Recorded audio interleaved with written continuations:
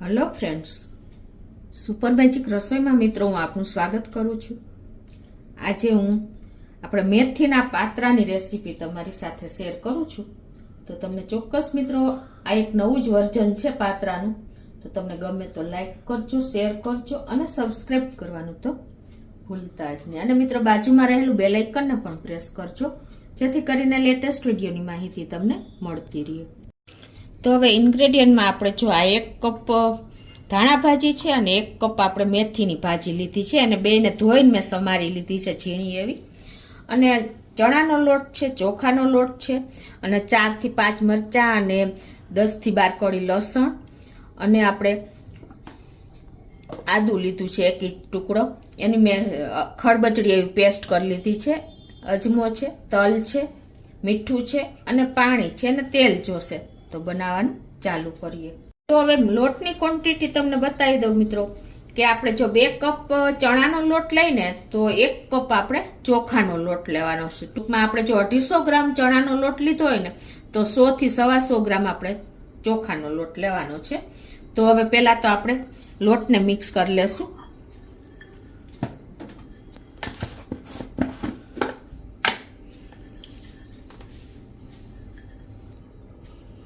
હવે અત્યારે હું આ 1 કપ ચણાનો લોટ લઉં છું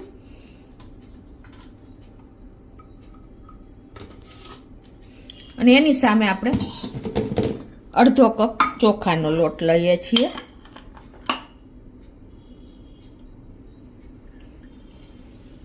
અને 1 ટીસ્પૂન જેવું મીઠું નાખી દેશું. અને આ ભાજીને મેં ધોઈને અને સમારી લીધી છે. 2 ભાજી મિક્સ કરી લીધી અત્યારે. તો એને પણ આપણે આમાં જ નાખી દેશું. ટૂંકમાં ભાજીનું પ્રમાણ થોડુંક આપણે લોટથી વધારે રાખવાનું છે, તો જ ફાઈબરવાળા આપણા લોટ ઓછો અને ભાજી ડબલ એટલું આપણે રાખવાનું છે. અને એમાં 1 ટીસ્પૂન જેવો આપણે અજમો નાખી દેશું. અજમાથી આપણી ડાયજેસ્ટિંગ પાવર વધી જશે, એટલે કે કોઈ પ્રોબ્લેમ નહીં આવે. અને હવે જે પેસ્ટ બનાવી છે ને એ પેસ્ટ પણ આપણે નાખી દેશું. ટૂંકમાં આપણે બાઇન્ડિંગ થોડુંક આવે ને એટલું આપણે આ બધું લોટ અને ભાજી લેવાની છે. અને હવે જે આપણે આ પેસ્ટ બનાવી હતી ને એમાં મેં થોડુંક 2 ટેબલ સ્પૂન જેવું પાણી નાખી અને એ પાણી આપણે આમાં નાખી દેશું. આપણે આમાં કોઈ વધારાના ઇન્ગ્રેડિયન્ટ નથી. આપણે મરચાં લસણની પેસ્ટથી તીખાશ કરવાની છે. અને ખાસ નોટ કરજો કે આપણે આવી રીતે લોટ નથી બાંધવાનો, ખાલી આંગળીઓથી ભેગો જ કરવાનો છે. તમને ખ્યાલ આવી જતો હશે કે આપણે લોટથી ડબલ ભાજી રાખવાની છે, તો જ આપણા આ પાત્રા એકદમ ટેસ્ટી થશે. અને આને આપણે એકદમ કઠણ લોટ બાંધવાનો છે, એટલે ટૂંકમાં ઢીલો નથી રાખવાનો, ખાસ નોટ કરજો. હવે 1 લીંબુનો આપણે રસ નાખી દેશું.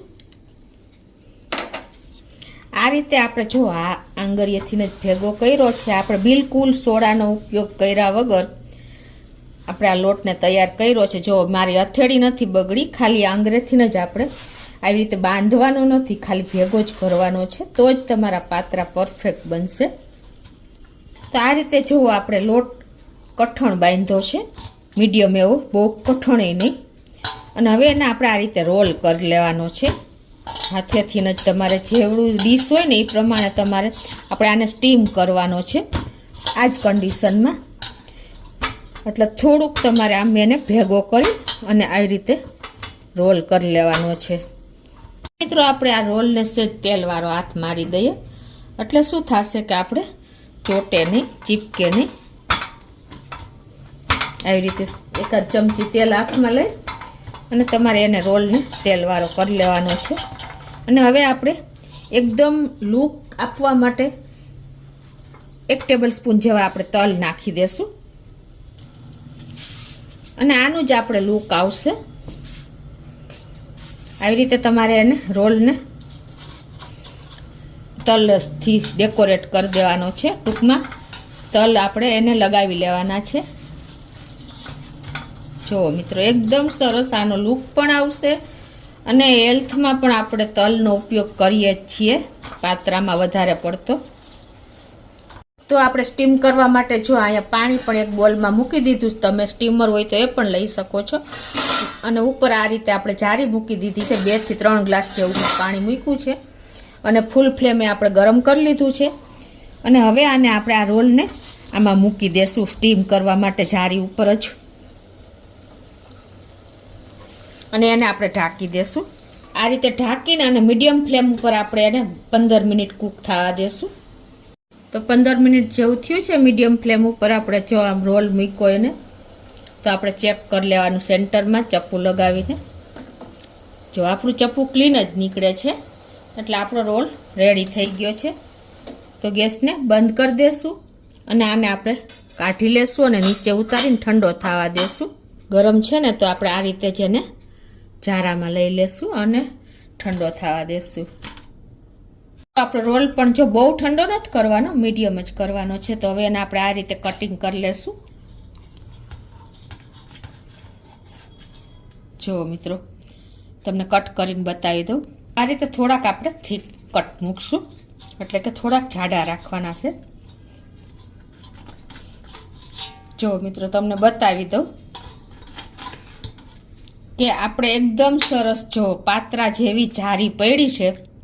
કેમ કે આપણે ભાજીનું પ્રમાણ વધારે રાખ્યું હતું અને લોટનું પ્રમાણ એનાથી અડધું રાખ્યું હતું. એટલે આપણે સોડાનો બિલકુલ ઉપયોગ કર્યા વગર આ રીતે એકદમ ફ્લફી અને જારીદાર આપણા આ પાત્રા તૈયાર થશે. જો મિત્રો છે ને એકદમ આપણે અળવીના પાત્રા ભૂલી જાય ને એટલા ટેસ્ટી અને એટલા હેલ્ધી આપણા આ પાત્રા તૈયાર થશે. તો આ રીતે આપણે બધા કટ મૂકી દેશું. તો આ રીતે જો આપણે 1/2 ભાગ કરશો ને તો તમને એને બધી રીતે કમ્ફર્ટ રહેશે કટિંગ કરવામાં.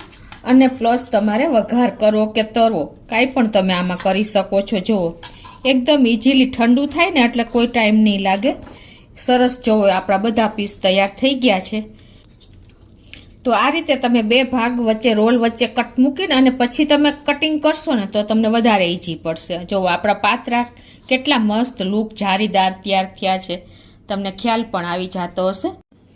તો હવે આપણે જે આ પાત્રાને સમાર્યા છે ને પીસ કરીને એનો આપણે વઘાર કરવાનો છે. તો આ બાજુ આપણે તેલ ગરમ કરીને અને 2 ટેબલ સ્પૂન જેવું ગેસ ઓન કરીને તેલ મૂકી દીધું છે. ગેસની ફ્લેમ આપણે મીડિયમ રાખી છે અને આપણું તેલ પણ ગરમ થઈ ગયું છે. તો 1 ટીસ્પૂન જેવી આપણે રાઈ નાખી દઈશું અને 1/4 ટીસ્પૂન જેવી હિંગ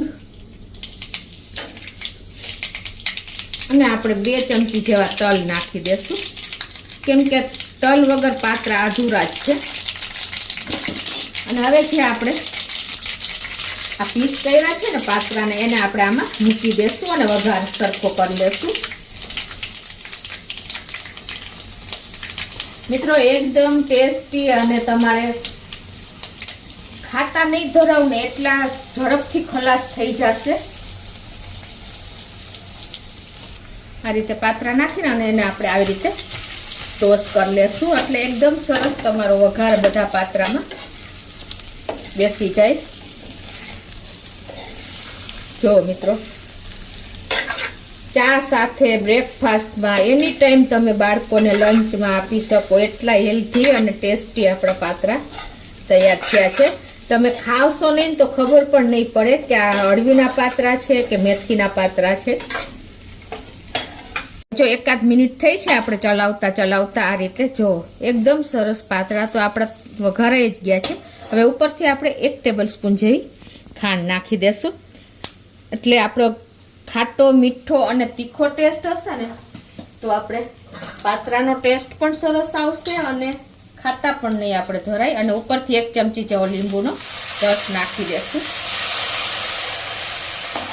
અને હવે આને આપણે મિક્સ કરી લેશું. તો 2 થી 3 મિનિટ થઈ છે અને જો આપણા પાત્રા પણ સરસ વઘાર બેસી ગયો છે. તો હવે આપણે ગેસની ફ્લેમ બંધ કરી દઈશું અને સર્વ કરી લેશું એક પ્લેટમાં.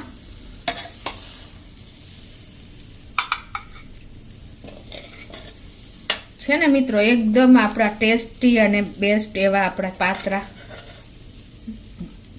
મેથીના પાત્રા રેડી થઈ ગયા છે.